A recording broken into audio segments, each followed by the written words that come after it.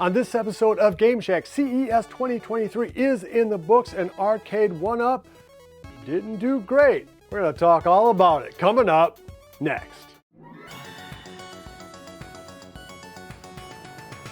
Hey everybody, welcome on back into the Game Shack. I am your host, JDV. Thanks for stopping by the channel. It really does mean a lot to us. Thank you guys for all the really good comments we've been getting now in our latest videos. It's really great to talk with everybody and get the sense of how they feel about whatever subject we're talking about in each video. Thank you for all the new subscribers, and give us a thumbs up on the way out the door if you like this kind of thing. Speaking of comments, looking through all the comments on my last video talking about these announcements from Arcade1up for 2023, and almost all of them have been some form of negative. A lot of confusion about who the casino-cade is aimed at, other than the degenerate gambler grandmother who might be in a nursing home, and wondering why we didn't get any new titles at all, no new cabs, and no new games on those older existing cabs. And I'm going to talk a little bit about where I think Arcade1up is going, where maybe some of this is unjustified, but some of it is justified in terms of the negativity. To defend Arcade1up a little bit, before I bury them, hey, let's face facts. Terminator 2 fell on its butt. Simpsons fell on its butt. NFL Blitz, same thing. That Golden Tee cab, people didn't really love that because of a whole lot of reasons. There were a whole lot of very expensive, long-awaited for cabs that did not sell in anywhere near the numbers that Arcade1up thought they would, at least not at their initial asking price. Yes, at the end of the year when all these cabs went on a giant sale, then they sold, but they really did not sell in great numbers before that. I mean, if they did, why would they have that giant sale at the end of the year? Now, Arcade1up has a history of having these fire sales in their 5 years that they've been in business, so maybe that's not unexpected. But I think that along with a few other things, are things that they really need to look at in changing going forward if this company wants to stay viable for the next 5 years. And primarily, how I think that can be done is to be better appeal to the home hobbyist in this market. 5 years ago, the home hobbyist in this market simply did not exist. Arcade1up essentially did invent this whole part of the electronic gaming genre, and that is to their credit. People who will kind of condemn what they make and everything, I think generally speaking, they make very good products.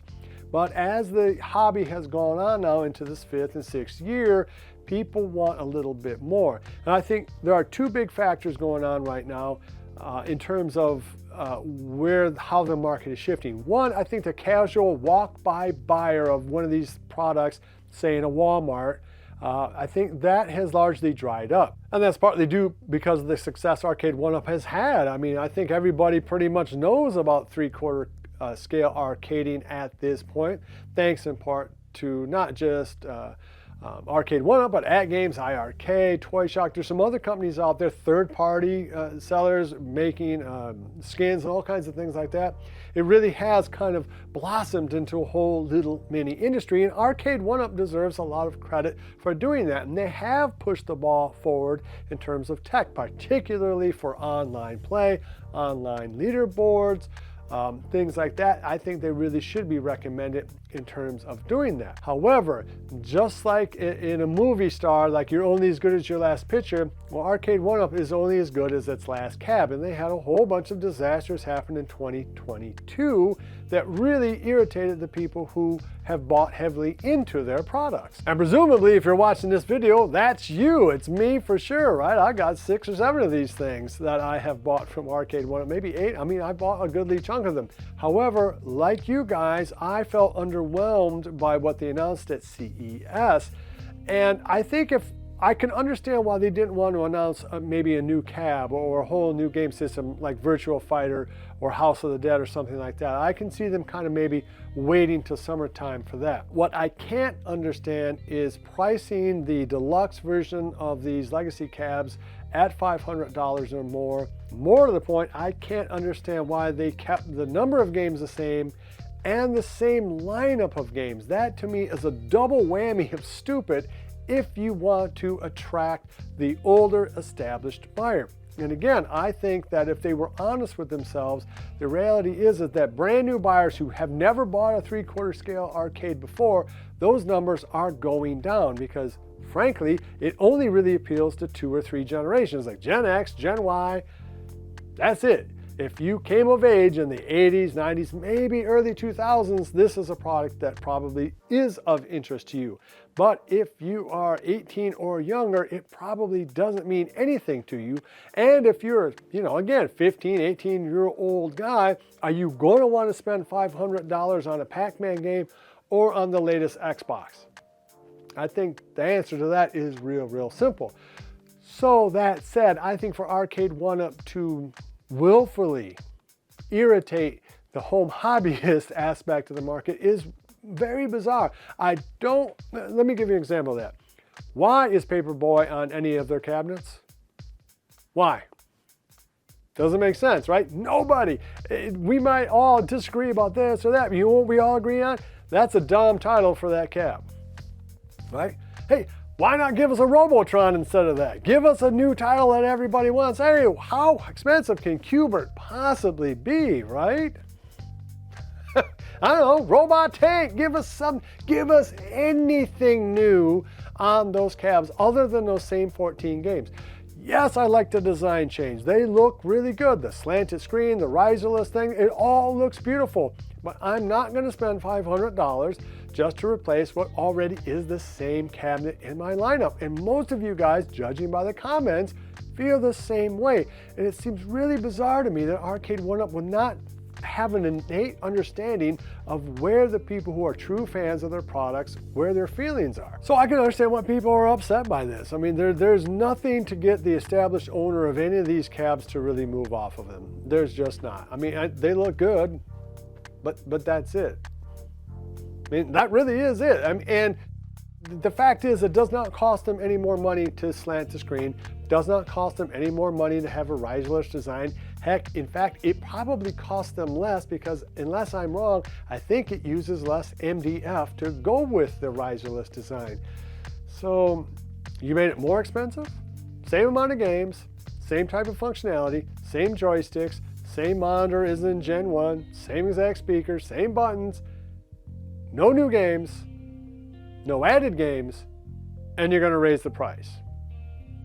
In a down economy, that seems like particularly short-sighted thinking. Now, I can understand Arcade1up sort of, doing the same business model 2 years ago, 3 years ago, when they first started. Of course, because we were all new buyers 5 years ago, right? They basically invented the genre.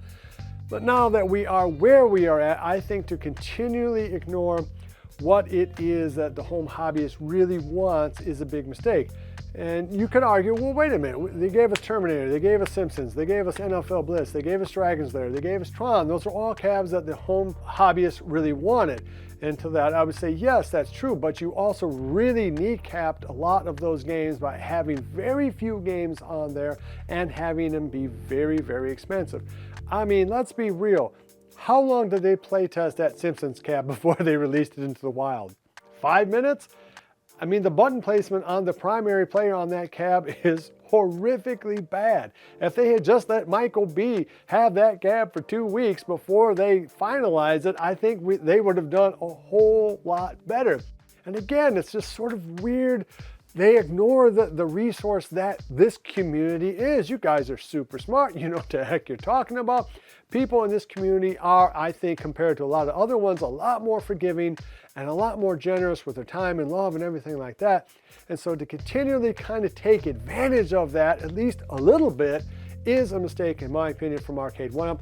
I'm not as doom and gloom as other people. I do think that they make good products. I think that generally speaking, they have been a good, positive company for everybody interested in home arcading, but they got to do something more now. They have to up their game for the people who have already bought multiple cabs from them.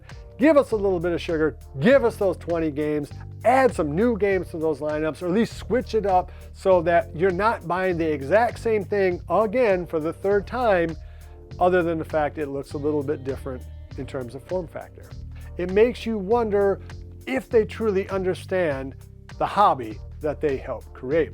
Let me know what you guys think down below. I really am curious if you think that this is something that is going to really hurt Arcade1up, or if this is just sort of a flash in the pan and they'll straighten things out as we head towards spring and summer, or no, this is a sign of, you know, another unforced error from a company that has made a lot of them in the last 2 years. Okay, so that's it for me. Love each other, and I'll see you guys again soon in the Game Shack. Mwah!